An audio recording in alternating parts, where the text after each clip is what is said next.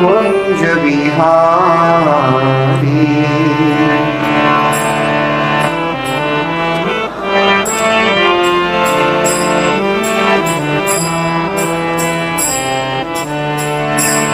राधा माधव कुंज बिहारी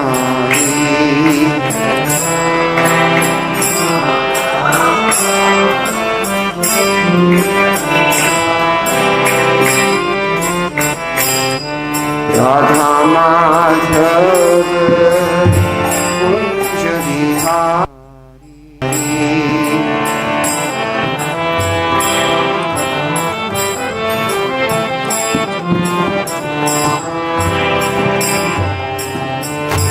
गोपी जन वल्लभ गिरिवरधारी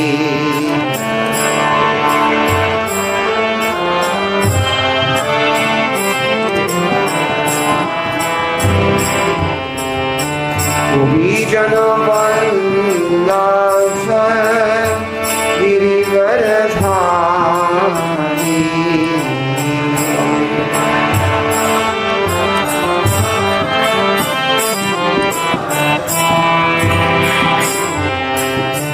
गोपी जन वल्लभ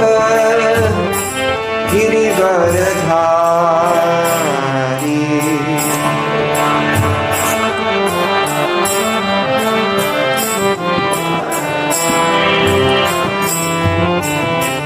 गोपी जन वल्लभ गिरिवरधारी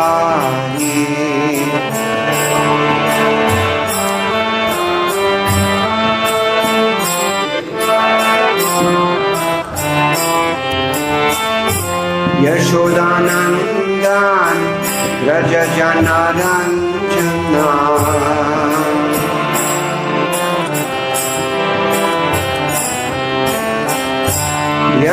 यशोदानंदन व्रज जनरंजना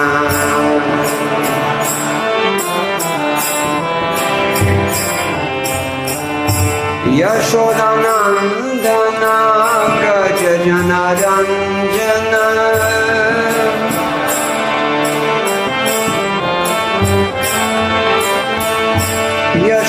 यशोदानंदन व्रज जनरंजना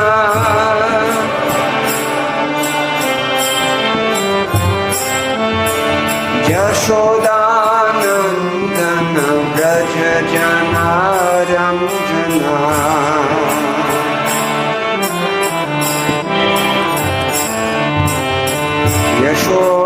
यशोदानंदन व्रज जनरंजना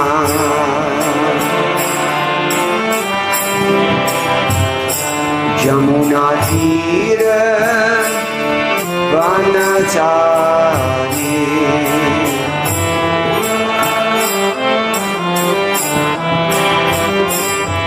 यमुना तीर वनचारी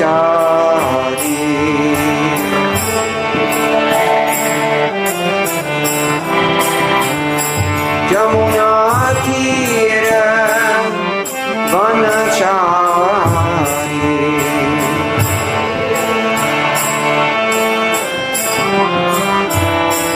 यमुना तीर वनचारी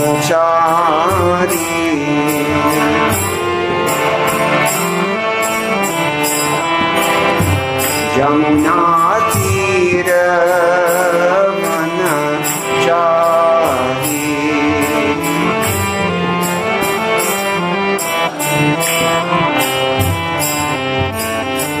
राधा माधव कुंज बिहारी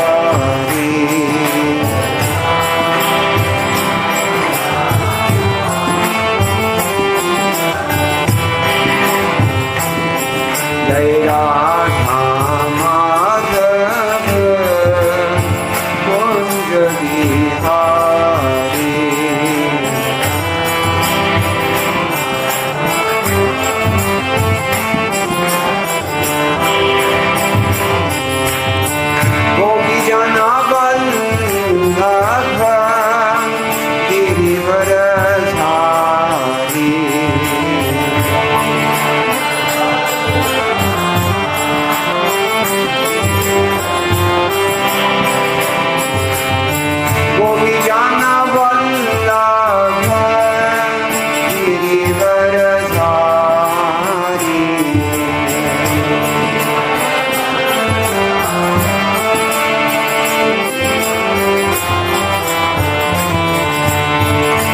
यशोदानन्दनं व्रजजनरञ्जना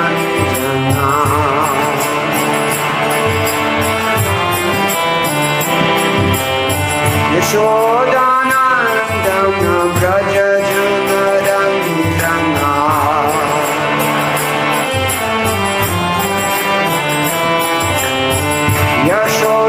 यशोदानन्दनं व्रजजनरञ्जना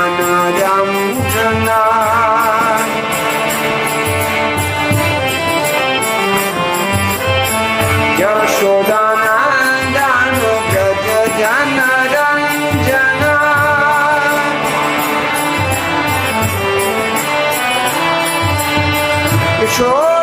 यशोदानन्दनं व्रजजनरञ्जना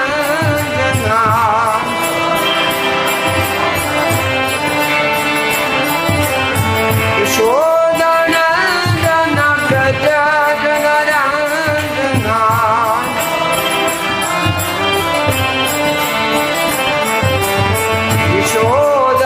यशोदानन्दनं व्रजजनरञ्जना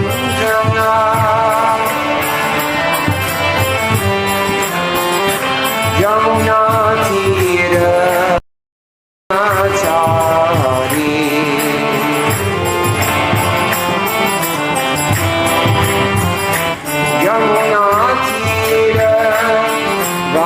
यमुनातीरवनचारी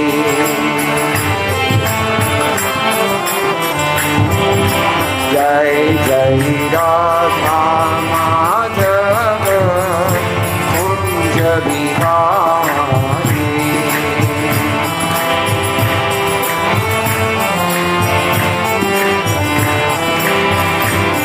जय देवी जनवल्लभ Girivardhari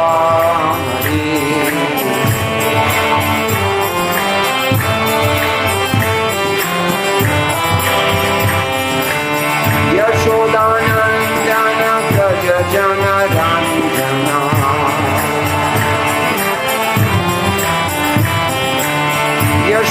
यशोदानन्दनं व्रजजनरञ्जना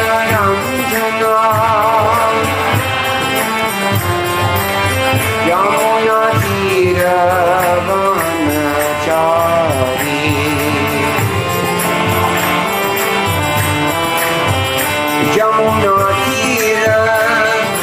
यमुनातीरवनचारी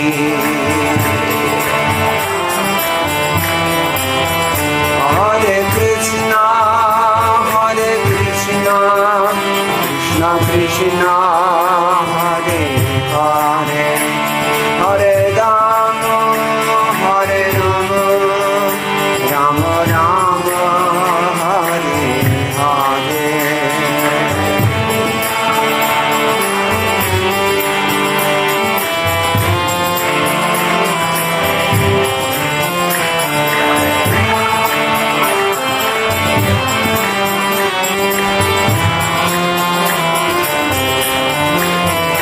Hare Krishna, Krishna Krishna, Hare Hare, Hare Rama, Rama Rama, Hare Hare.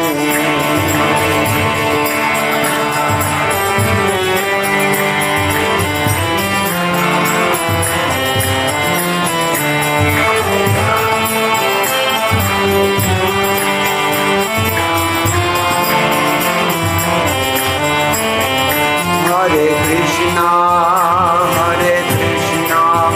Krishna Krishna, Hare Hare, Hare Rama, Rama Rama, Hare Hare.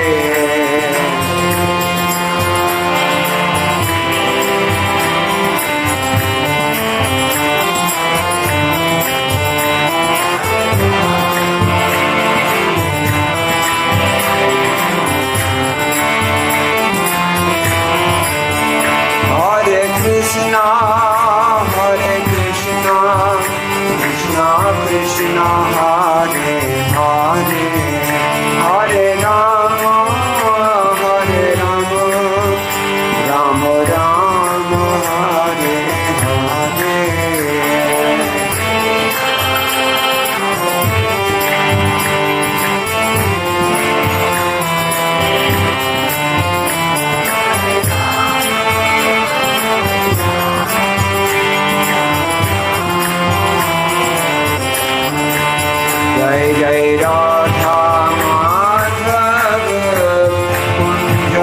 Hare.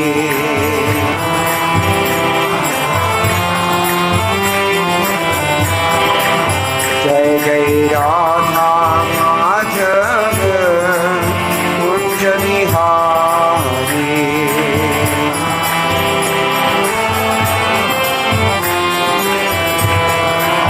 Jai Jai Radha Madhava Kunj Bihari.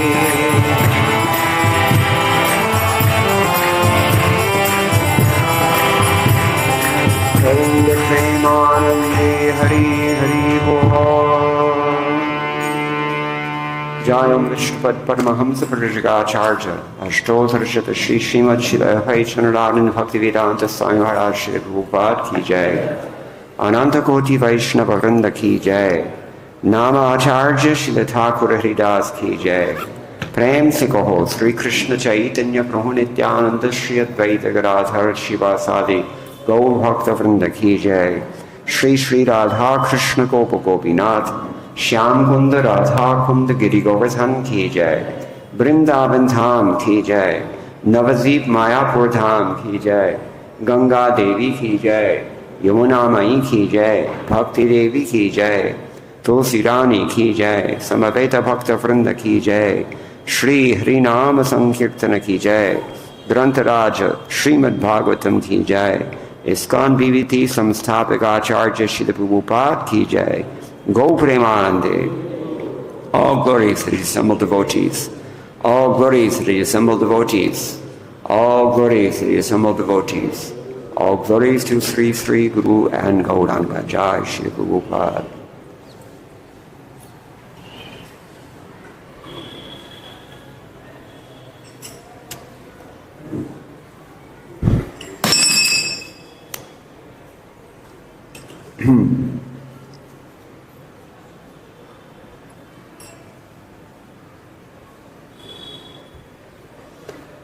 I don't want to inconvenience anybody sitting in the front rows, but if these fans are on, then I'm going to start sneezing after a few minutes. So it's your choice. Please, if you don't mind.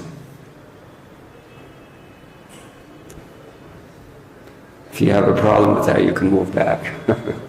Usually I ask you to move forward. All right, let's begin Srimad Bhagavatam, 10th Canto, Chapter 83, and today we are looking at texts 27 and 28. Om Namo Bhagavate Vasudevaya. Om Namo Bhagavate Vasudevaya. Om Namo Bhagavate Vasudevaya.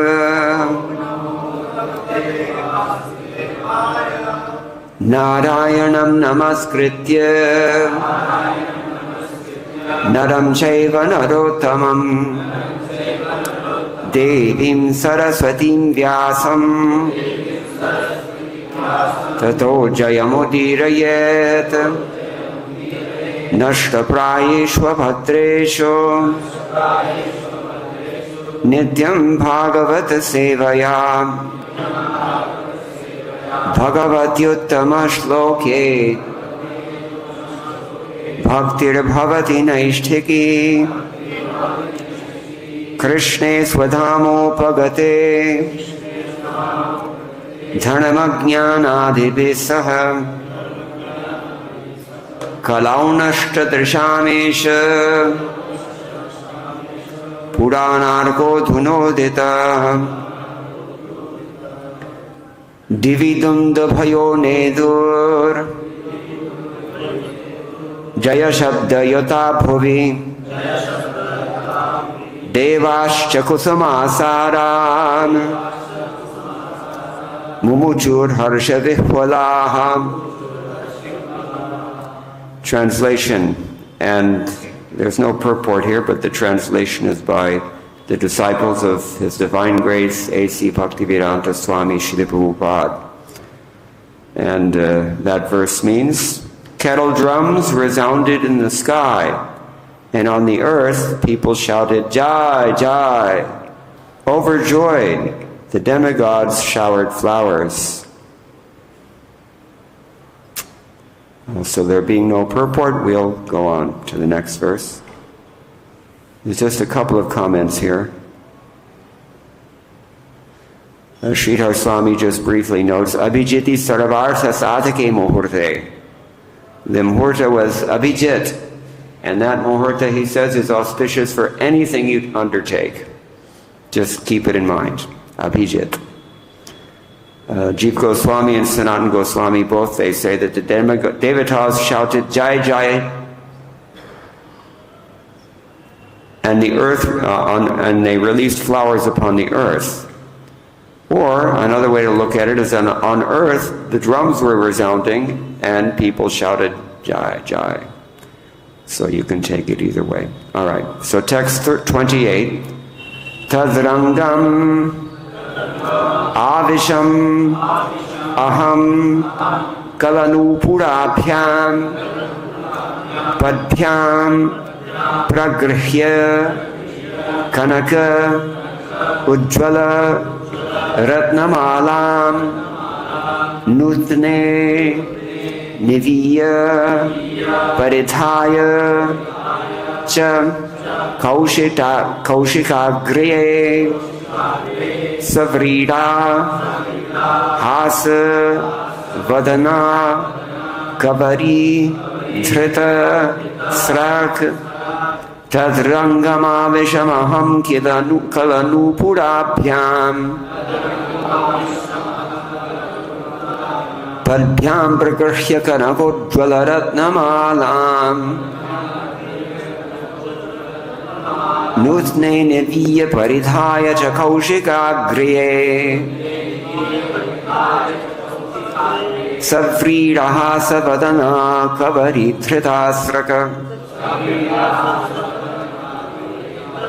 tad raṅgam avisham kala-nūpurābhyāṁ padbhyāṁ pragrihya kanakoijvala-ratna-mālām nutne neviya paridhāya cha kaushikagriye savrīdā harṣa-vihvalāḥ kavari dhrita srak tad raṅgam avisham kala-nūpurābhyāṁ padbhyāṁ pragrihya kanakoijvala-ratna-mālām nutne neviya paridhāya cha kaushikagriye savrīdā harṣa-vihvalāḥ kavari dhrita srak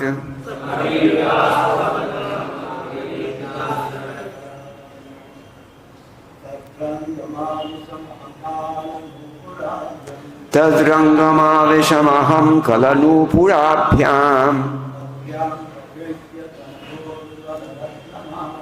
padbhyāṁ pragrihya kanakoijvala-ratna-mālām nutne neviya paridhāya agriye savrīdā harṣa-vihvalāḥ kavari dhrita srak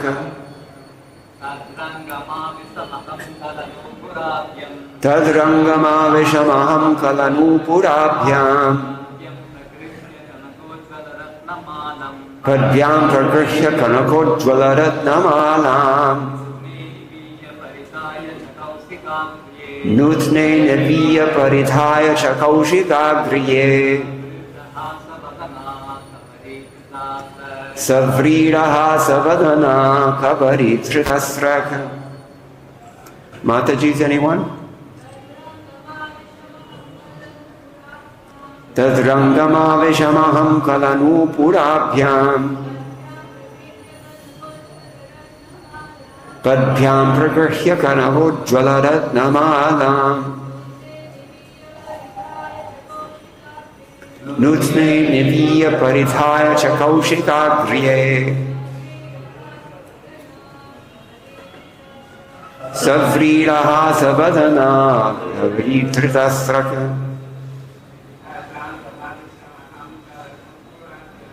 raṅgam kala-nūpurābhyāṁ.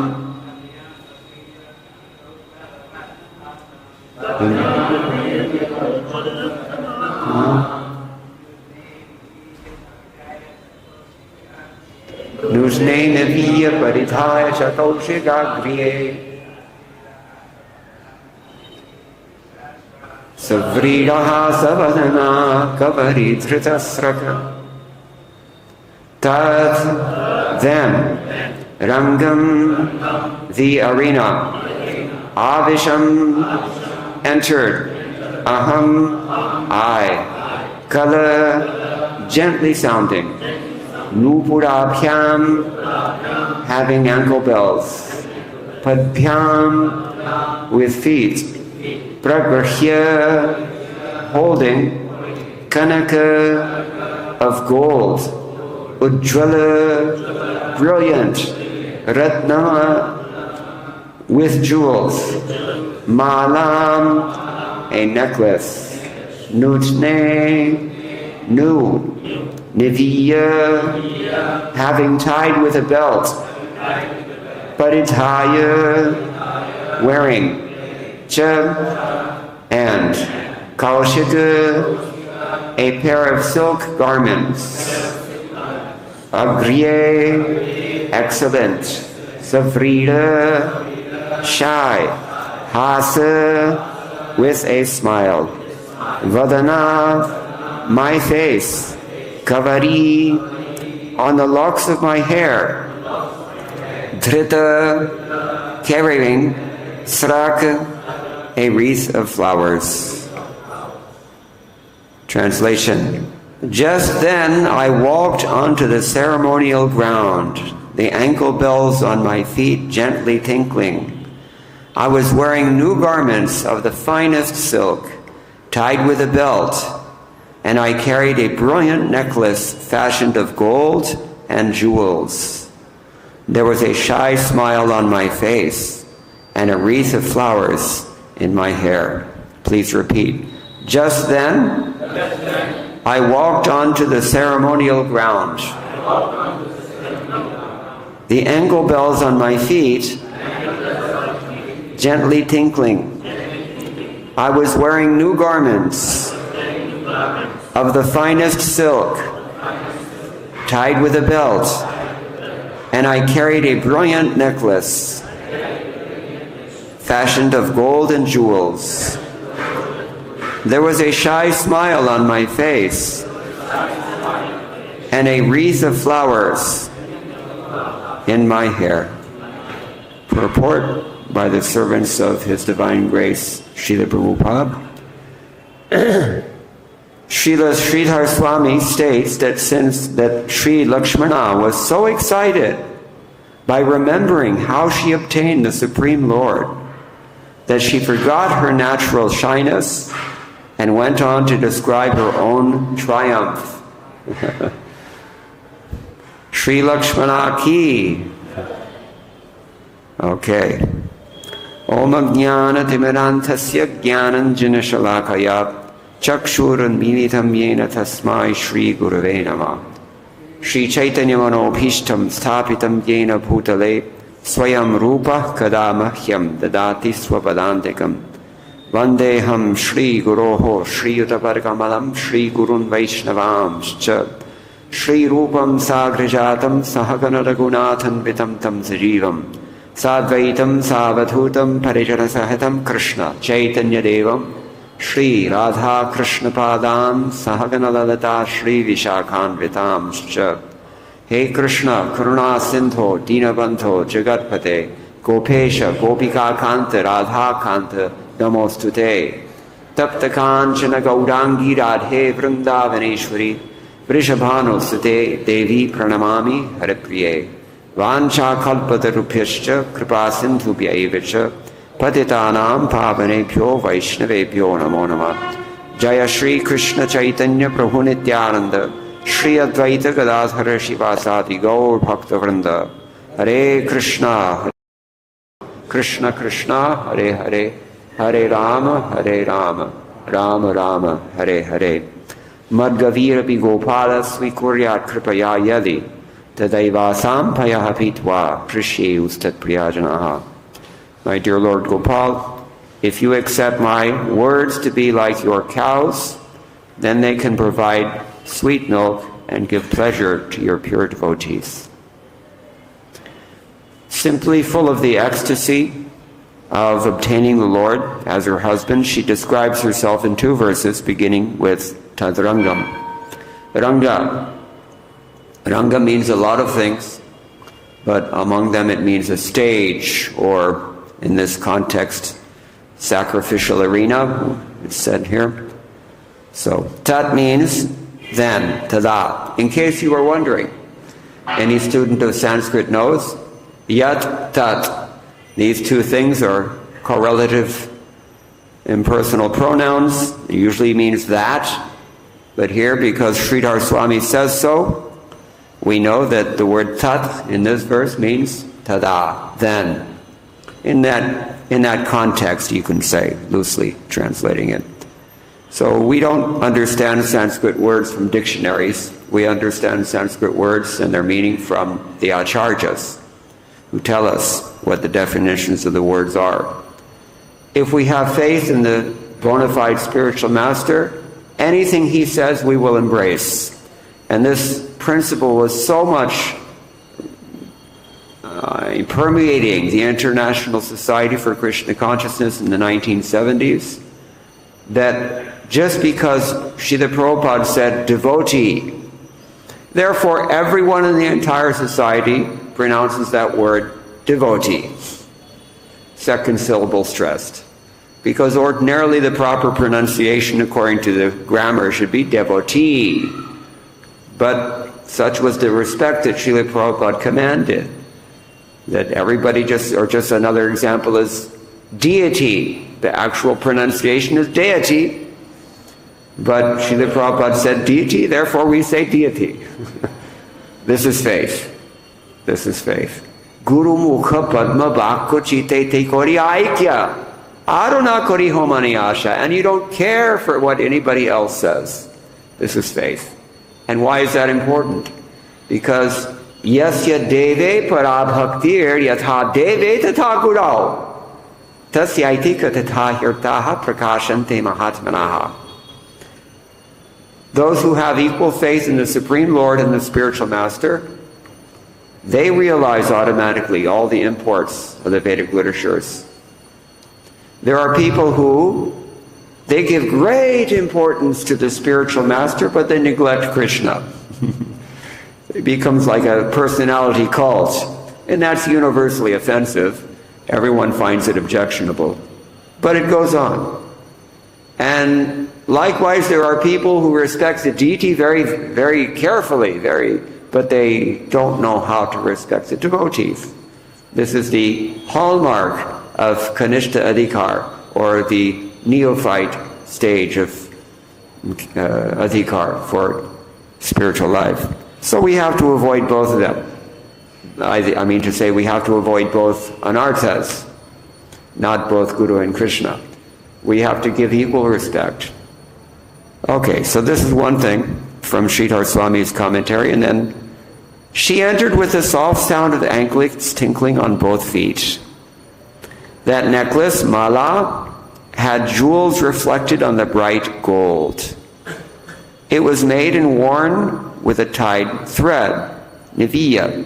So it seems as if Srila Prabhupada is disagreeing with Sridhar Swami in his interpretation, because he's taking the word niviya to be a belt. I'm sorry, this is not Srila Prabhupada, this is the BBT editors.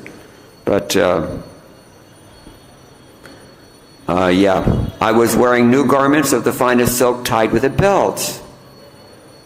And in the word-for-word synonyms, niviya means, translated here, having tied with a belt. Anyway, I have no comment on that, but it's a fact that sometimes these terms can be vague, and they are definitely interpreted differently by various acharyas. Just something to note here. So, otherwise, as we've seen, like they have this bazubanda, right? a little ornamental thing goes on the arm and you tie it with a string. If you've ever seen Vrindavan mein Ras Leela hoti hai na, so if you've ever seen this Ras Leela Anukaran, then you know that actors are all very decked out with so many wonderful things, including these kinds of jewelry.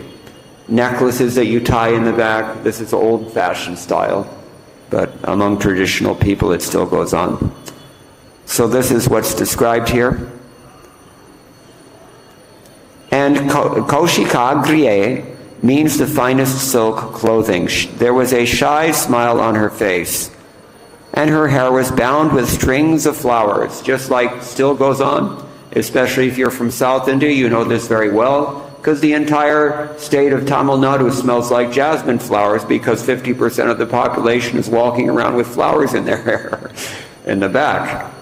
So you can even buy them like that, whole strings of them.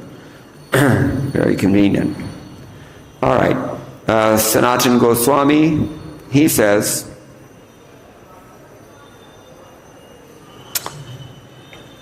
I held with great respect, pragrihya. So there's this prefix, he says, pra means, it implies some respect. Grihya, we know, grihya. What does grihya mean? Huh? To grab something. Therefore, a planet who grabs you is called a graha.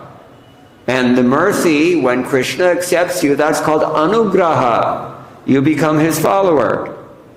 And the grihastha ashram, you're entering the griha. You have accepted that ashram. And hopefully you also accepted all the responsibilities that go along with it. Otherwise it's going to be a difficult time. All right, so I held with great respect, pragrihya, a garland in my hands. Not exactly a garland, we've heard already, it's a mala. Mala can mean a necklace or a garland, either one. And I wore new silk cloth for the wedding.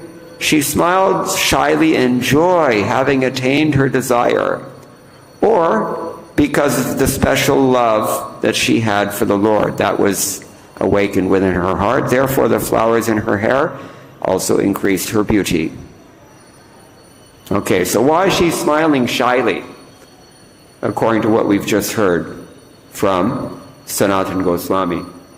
She shyly smiles because she's got what she wanted.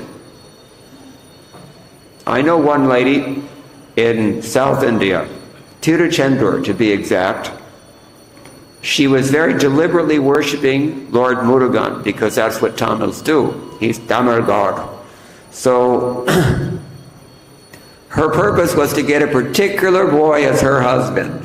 And as the Tamils do, she was walking on fire and doing all these austerities and penances to fulfill that desire, and she got it. Likewise, but in the purest form, this is what we're seeing today with Sri Lakshmana, one of the Lord's many queens. We've already heard up until this point. So this is Lakshmana's turn to talk. They're all explaining with Draupadi how they got Krishna as their husband. Everybody has their prem ki kahani, no? And everybody wants to know, when you get married, what's your story? How did it happen? These are the things that attract the conditioned soul's mind, and therefore we have these things in the Srimad Bhagavatam, just to pull our minds out of this domineering mode that we have in this material world to try and exploit Krishna's energy and even his living entities, and to put our minds back at the lotus feet of Lord Krishna and his pure devotees, to give us a hint of what the real goal in life is.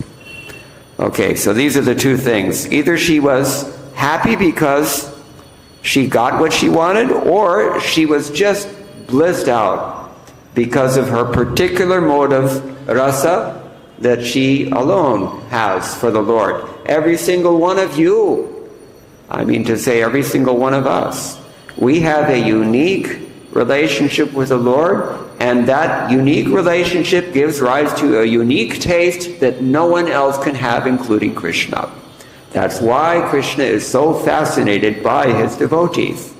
That's why he came as Sri Chaitanya Mahaprabhu, to try to understand this thing.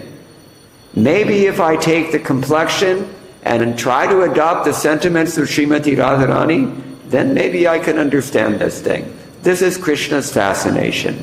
Our fascination is with the realm of Mahamaya and all the personalities within it and all the things within it. But Chaitanya Mahaprabhu's fascination is with the Hladni Shakti, Srimati Radharani ki. That's why she's called Jayashri, because she alone can conquer him. All these queens in Dwarka, Srila Rupa Goswami tells us in Bhakti Rasamrita Sindhu, they were unable to sway the Lord's mind. Although he acted like a hen-pecked husband, he acted like that, but in fact he wasn't. He was so self-controlled that they could not break his determination to do whatever it was that he wanted to do. So he says he uses this as the instance of evidence to support the assertion that one of Krishna's transcendental qualities is self-control. All right, so anyway, she has this special love for the Lord, and that arose, according to Sanatana Goswami.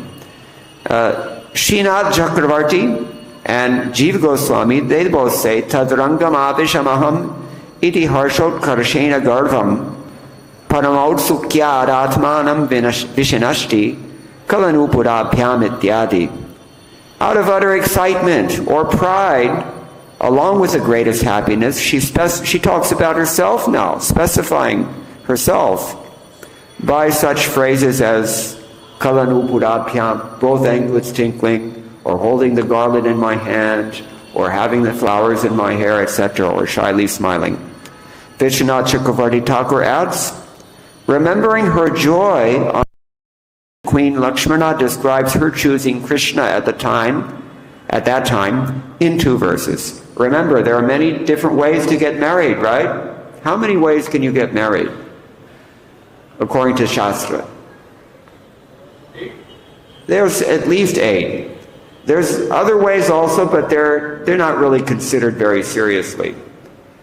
You can have 4 of them are admirable. That's if your father gives you in charity to a worthy groom, or if a bride selects you in her swayamvara, or so, like this, according to Shastra. This is all described in Manusmriti and throughout Prabhupada's books. 4 of them are not so much encouraged, right? Gandharva marriage, when 2 people we say, what do they say? Fall in love. That's why we say you fell in love. It's a fall down, according to the strict, Smriti principles. So, but it is there. It goes on. And then there's others, the Rakshasas, how they do it, and, demons, how they do, and all these things are described. So every mode of sexual attraction, romantic attraction in this world, it is all described in the Shastra. There's nothing new, my friends. Everything that you are dealing with in life, it's in the Shastra, but you open them and hear from a pure devotee. That's the question. Guru mukha padmava kuchite te kori aikya arona kori homani asha. Think about it. Why else did Prabhupada ask us to sing it every day? So,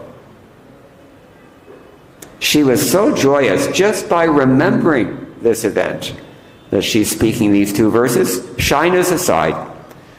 And she said, I carried a brilliant necklace fashioned out of gold and jewels. A belt was tied around my upper and lower garments. This is his interpretation, which were of excellent silk. And that's all he says. Now, Vallabhacharya also chimes in here. He adds his comments. Through this verse, Lakshmana is describing herself. Some degree of shyness has gone away. Otherwise, we don't like to talk about ourselves so much. In this verse, these 2 verses, she would explain her actions. She's given 5 descriptions about herself as her qualities. What are they? Those of you who can see the verse, you can look and see. The flowers, the shy smile, the garland in her hand, the nūpur on her feet. What else? The silk. Yeah, so at least these 5. I entered into the arena where the festival of my marriage was being celebrated. And then she describes her form and nature. I was wearing anklets, which made soft, sweet sounds. And with this, she indicates the ornaments worn by me were not silent. They were making sweet sounds. That is their ecstasy. When we're Krishna conscious, we make sweet sounds. When we're not Krishna conscious, we make offensive sounds, objectionable, unappealing sounds. Something to consider. All right. So my feet were beautified with such ornaments. Through this, everyone could identify me as the bride. In other words, this is the pride that Jiva Goswami spoke of. He's accepted me according to my desire. She's so happy about this. Showing the fully adorned form, she says that I had taken a golden garland, fully studded with precious stones, in my hand, and this garland was to be put on the neck of our Lord. Shri Dwarkadhisha ki jai, Shri Lakshmana ki jai. Transcendental love. Showing the fully adorned form, she says, I'd taken a golden... she's now referring to her beautifully dressed form by describing that she wore a silken dress, and another silken dress was draped by her covering the first dress, because sometimes we wear 2 pieces, right? So it seems that she was doing that. With a view to express her own rasa, she says, my face was seen with a soft, bashful smile, exhibiting my inner mood. Through her soft smile, she created ripples of infatuation outside. Everyone looked at her, and those who were not pure in heart, they became attracted. And those who were pure in heart, they became so happy to see her joy. And Lord Krishna, even himself, became also attracted. So, like this, fully dressed up, I came into the assembly hall. All right. Of the many things that are mentioned in this verse, one word, out of curiosity, while studying this verse, I decided, let me look up and see what AI has to say about shyness. Vrida. Not very valued virtue in this world anymore, is it? Shyness. Especially in women, because we're so permeated by Marxist ideology and psychology that we think, that's just a setup for being exploited. And in many cases, it certainly is. Anyway, so I saw what does it have to say. Most saliently, that is to say, the most notable thing that struck me about what AI said is that there's no mention at all about the fact that every mainstream religion and traditional culture in the entire world and shyness in great esteem. There's not a mention of that. Not even a word about it. Here's what it said, and I'm quoting, please pardon me. Shyness in women is a common personality trait characterized by feelings of discomfort and anxiety in social situations, often stemming from a fear of negative judgment or rejection. It is not inherently a feminine trait, and shy women can be strong and capable despite their tendency to be reserved.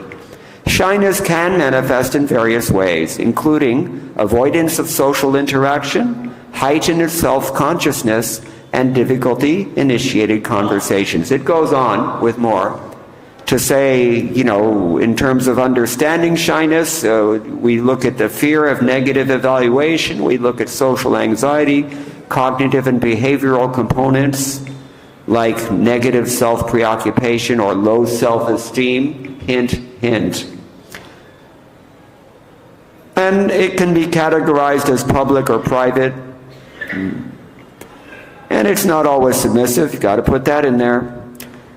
Then there's causes of shyness: self-consciousness, negative self-preoccupation, unrealistic social comparisons. Sometimes we compare ourselves to others who are far beyond us. Past experience, fear of rejection, that's another one. How shyness manifests, this is what we call sattvika vichar in Sanskrit, according to Rupa Goswami's rasa theory. And dealing with shyness. This is most notable here. How to deal with shyness. Challenge negative thoughts. Identify and challenge negative thoughts and beliefs about social situations. Very, very subtly poking a finger at authorities such as Manu and others who actually highly value shyness. And here's another one. Seek support. Consider seeking guidance from a therapist or counselor if shyness is significantly impacting your life. It doesn't come out and say directly that it's causing problems in your life. It just says significantly impacting your life. Very subtle. The kind of shyness that Queen Lakshmana is exhibiting here is endorsed by virtually all of those who value social religious traditions. But the closest this discussion, this AI discussion, ever comes to addressing that fact is implicitly interpreting it as something negative, thus suggesting that one should challenge it. That word was used. This alone illustrates the depth of cultural Marxism, yes, in our society. It now permeates everywhere, even in India, maybe especially in India.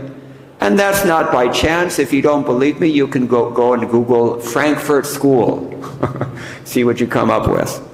But naturally, AI tries very hard to objectively, or to be fair in its description here. But obviously, it considers feminine shyness as a problem instead of a virtue, doesn't it? Certainly sounds that way, to me at least. Less discriminating people who hear this AI description will probably neither retain any shyness that they have, nor actually aspire for the kind of shyness that Srila Prabhupada consistently praises and encourages throughout his books. In legion references, such as the following, and I'm going to quote, well, in the 5th canto we have heard the word Vrida was used there, and the wife of Priyavrata. Who was the wife of Priyavrata Maharaj? Anybody remember? Barhishmati. She is described as having this shyness, Vrida. Srila Prabhupada himself says in chapter 9 of the 1st canto, text 27, quote, as far as the women class are concerned, they are accepted as the power of inspiration for men. As such, women are more powerful than men. Mighty Julius Caesar was controlled by a Cleopatra. Such powerful women are controlled by shyness. Therefore, shyness is important for women. Once this control valve is loosened, women can create havoc in society by adultery. Adultery means production of unwanted children known as Varna Sankara, who disturb the world. These Varna Sankara, they are now occupying all the positions of leadership in the major superpowers today. I won't mention names, but you know who they are. In the 10th chapter of the 1st canto, text 15, in his purport, Srila Prabhupada is even more explicit. He says, these are all dealing with Kunti Devi's teachings, in case you haven't noticed. Shyness is a particular extra-natural beauty of the fair sex, and it commands respect from the opposite sex. This custom was observed during the days of the Mahabharata, more than 5,000 years ago. It is only the less intelligent persons not well versed in the history of the world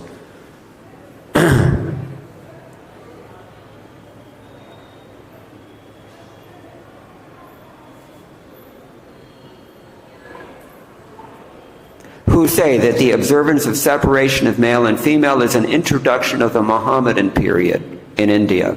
This incident from Mahabharata period proves definitely that the ladies of the palace observed strict parda, restricted association with men. And instead of coming down in the open air where Lord Krishna and others were assembled, the ladies of the palace went on top of the palace and from there paid their respects to Lord Krishna by showers of flowers.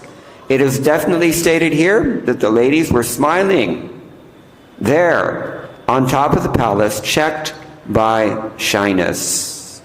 This shyness is a gift of nature to the fair sex, and it enhances their beauty and prestige, even if they are of a less important family or even if they are less attractive. We have practical experience of this fact. A sweeper woman commanded the respect of many respectable gentlemen simply by manifesting a lady's shyness.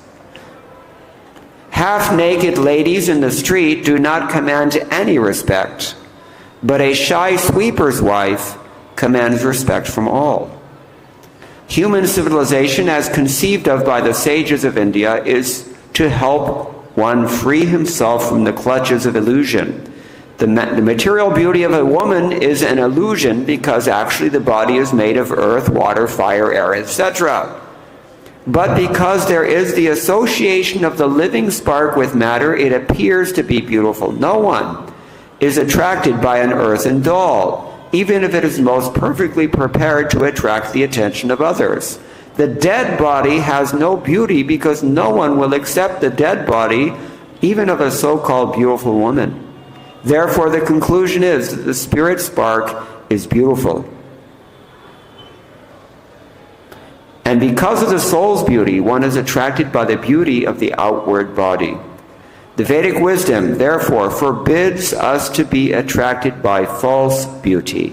But because we are now in the darkness of ignorance, Vedic civilization allows very restricted mixing of women and men. They say that the woman is considered to be the fire and man is considered to be the butter. The butter must melt in association with fire, and therefore they may be brought together only when it is necessary. And shyness is a check to the unrestricted mixing. It is nature's gift, and it must be utilized. This is again from the first canto, chapter 10, text 16. Srila Prabhupada said about this, women are good. Men are good, although it often doesn't look that way. Women are good, men are good. But women plus men, not good. This is the principle. Because they bring out each other's worst qualities. And it cements the attraction that we have as conditioned souls to exploit the Lord and His creation and even His parts and parcels. And everybody does it. It's not only what Karl Marx tells us that men are exploiting women. That theory is that, privileged classes naturally must exploit the less privileged, but it's not so. Even the less privileged persons are also trying to exploit. That is a fact. We're all conditioned souls.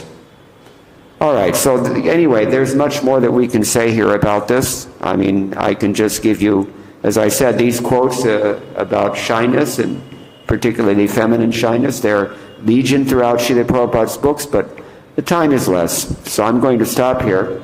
But if anybody has any questions or any comments, we can try to discuss. Here's the thing to note. Vrida hasa. Her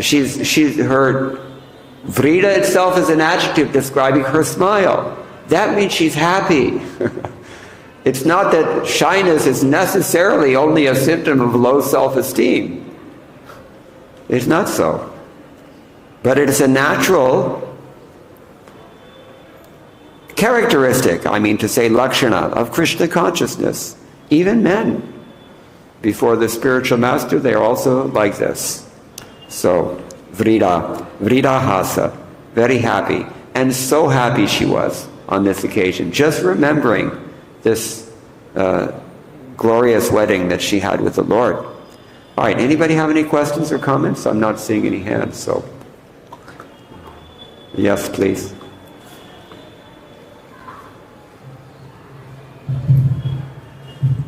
Thanks for the wonderful class.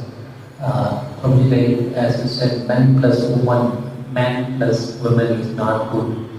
Can you highlight more on that, why it's not good? Prabhupada mentioned it.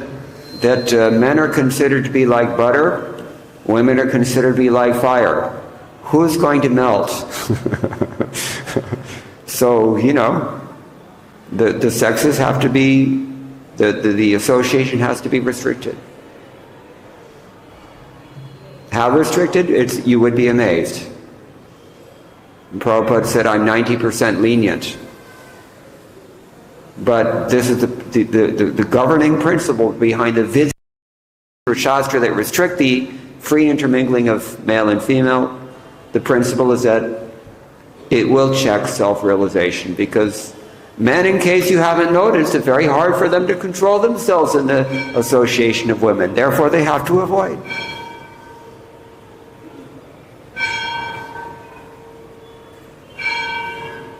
And women have the tendency to eat up the entire universe, according to Chanakya Pandit, because they desire things 9 times more than men. They don't desire the same things that men desire. They desire other things, but they desire them 9 times more. For that reason, it has to be there. As the Prabhupada said, it's a control valve to prevent havoc. Because the easy way to take advantage of a man, they all know it. In case you don't know it, you just revealed it. But this is why the Shastra says, no. So many no's. You have to be restricted for everyone's welfare. And Prabhupada has already described this in his purport to I think it was chapter 9, Kunti Stava, text 27. I believe it's there. He says that the way that the sages have envisioned society is such that everybody can make advancement. And that's really not possible if sense gratification is encouraged instead of restricted. And the primary mode of sense gratification, the dominant mode of sense gratification, is this attraction between male and female. This is first canto, chapter 10, text 16. You can look it up. Is that okay? Anything else? Yes, please. Jorse. Agar microphone nahi.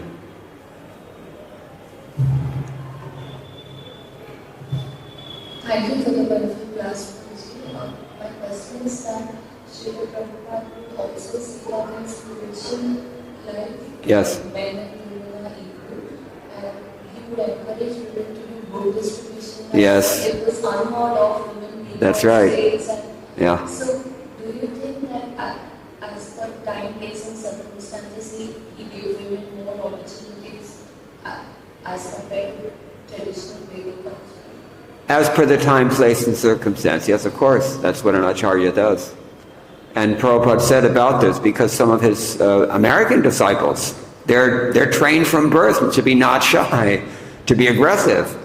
But, when they read these things, at least in the 1970s when they read these things, it kind of spurred their intelligence that, wait a minute, we're going out on book distribution, we're very aggressively approaching strange men in public, and, at the same time it's stated that we should be very shy and modest and reserved. And so they asked Prabhupada about this. And Prabhupada's answer was that you should be like a lion on the chase and like a lamb at home. So they said, because, they were experiencing that. We're so aggressive on Sankirtan, when we come back into the temple, it's kind of hard to switch off that mode and get into another psychology. Prabhupada said like this. This is self-control. Just as a man has his self-control, a woman has her self-control. And this is it. So, hopefully that's helpful. All right, anything else? Yes, please.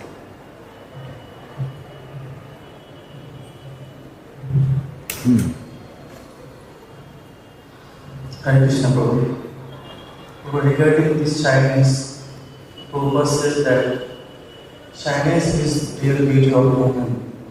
So, especially, yeah. Yeah.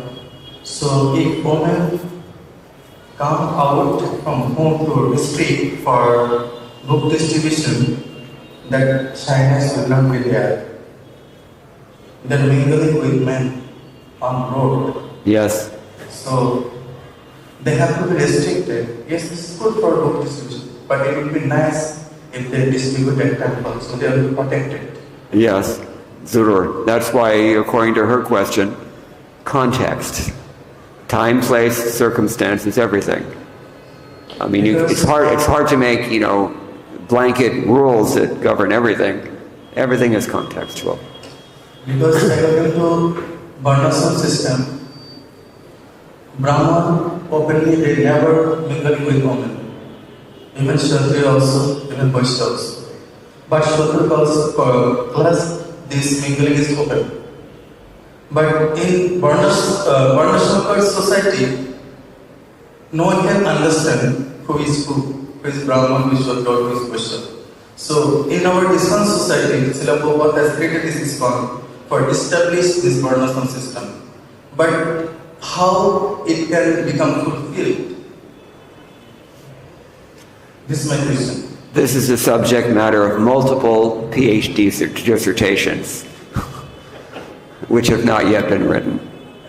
It's going to take some time, I think, but at least we should be cognizant and sympathetic to the instructions that are standing still after 50 years. That much we can do now, and we can begin to talk about it. We can do some serious research about it to edify ourselves, if no one else. The journey of 1,000 miles begins with one step, it's said by Lao Tzu. So, this is the thing. And be careful of people who are discouraging the orders of the spiritual master also, because there are plenty of them. And we don't really have time to get into it because it's already over time, but it's a big topic. Okay, thank you all very much. All glories to Srila Prabhupada. Hare Krishna.